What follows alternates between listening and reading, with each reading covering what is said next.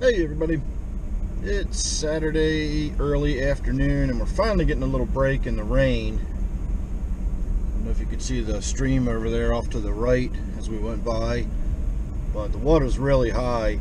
The rain started several hours earlier than I was expecting yesterday. I never did get down to check my trap before it started raining, and it's been raining all night, and I just ran up the street to the store, and when I did, I saw how high the stream is. It's really fairly well flooded. You can kind of see if we look out the side window there a little bit and see how high the water is,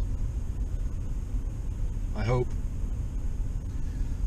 So at any rate, I'm hoping the minnow trap is still down here and not swept away, but we're gonna find out in just a minute. So let me go ahead and get parked after I turn around here, and I'll see you at the water. I can see the cord is still attached, but that doesn't mean there's a trap at the other end of it. So like I said, give me a second to get parked, and I'll see you by the water. All right.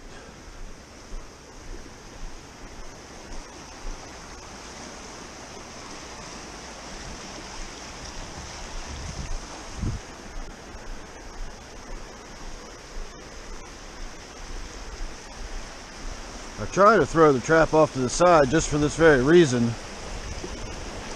so that it's not directly in front of where the outlet is.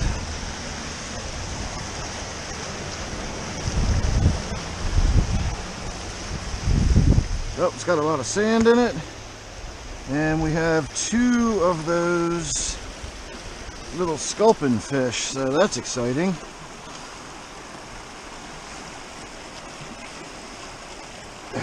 Get it open.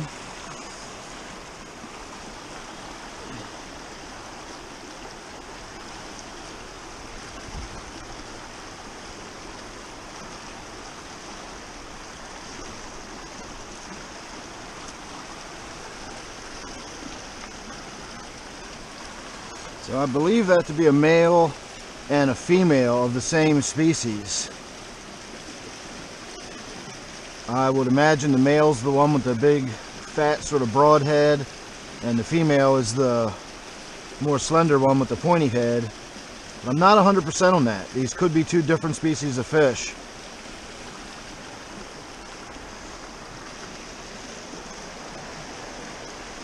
That's definitely all that's in here. Make sure no other little critters are hiding up in the corners.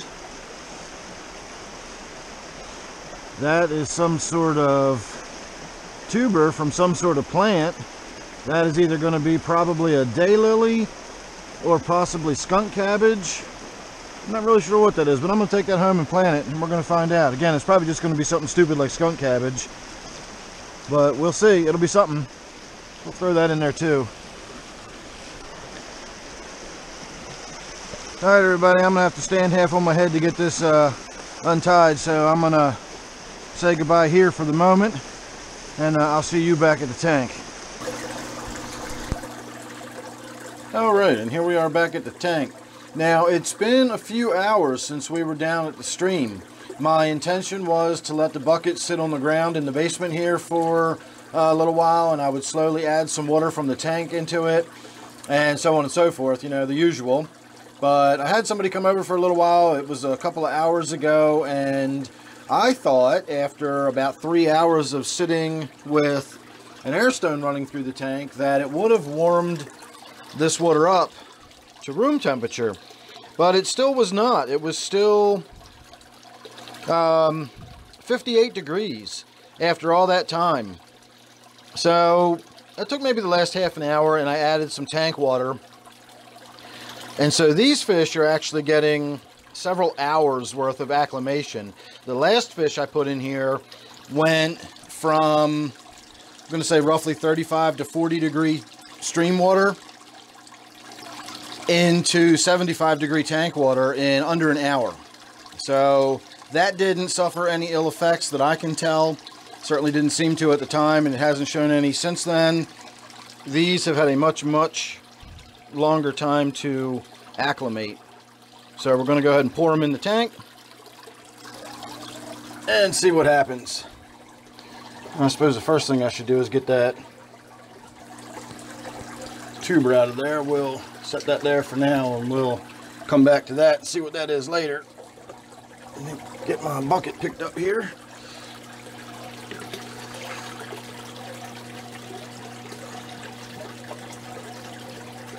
So there goes one of them. I must have missed the other one. I only saw the one go in.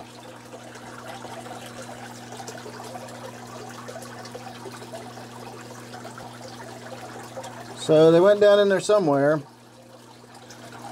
And of course that other fish that I had in here that I was just talking about, I was hoping that would make an appearance. I have not seen that yet. The crayfish just made an appearance. If you can see him back through this little gap, the crayfish is crawling around back there, or at least it was a moment ago. I don't know where it went now. I've also added one of my blue mystery snails to the tank. I just need to get something in there to start eating the algae. If you can see the green that's already starting to grow on these rocks. I'm getting algae growing on the back glass of the tank. We'll have a look at that another time.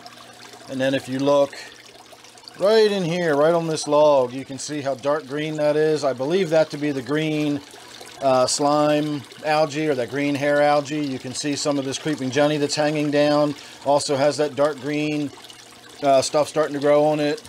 This has got a lot of light shining on it, and as a result I'm going to get a lot of algal growth, and I'm going to need all the help I can get when it comes to clearing that stuff up.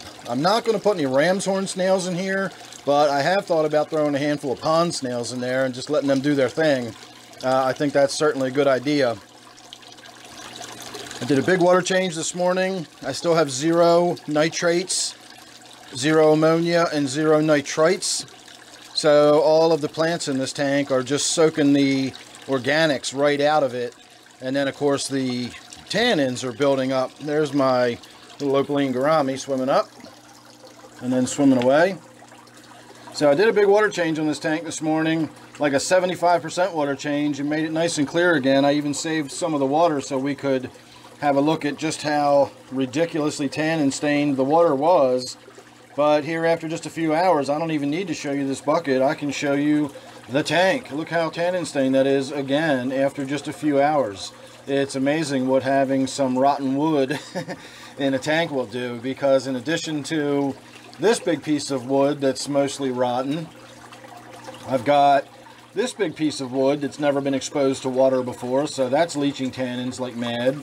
And then of course I've got this big piece of rotten wood all the way across there that is basically just has water weeping over it and running down into the tank. And then of course innumerable little pieces of bark up there.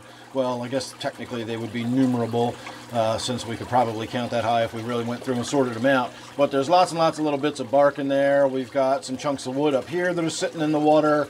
And then of course all of the roots of all of the plants release tannic acid and tannins into the water. So this is always going to be a very dark tannin stained tank. And now we've got 2 more of those little bottom feeding type fish in there. I really believe they're sculpins. I've got another one in the other room that is still in the quarantine tank, and that one's going to stay there because that tank has elevated levels of organics and total dissolved solids. And I had issues recently with losing some fish because I shifted them from high organics into very low organics, and I believe the osmotic shock killed them. So I've been doing frequent water changes on the tank in there, and I've been slowly reducing the dissolved solids in the tank that the other sculpin is in. And over a period of a couple of weeks, we're going to get him down to being in a very low dissolved solid environment as well. And then I'm going to transfer it over into this tank. So make sure you're subscribed, that way you won't miss anything I got coming up. Don't forget I call this one my Waterfall tank. Hope you enjoyed this one. I'll see you real soon in the next one.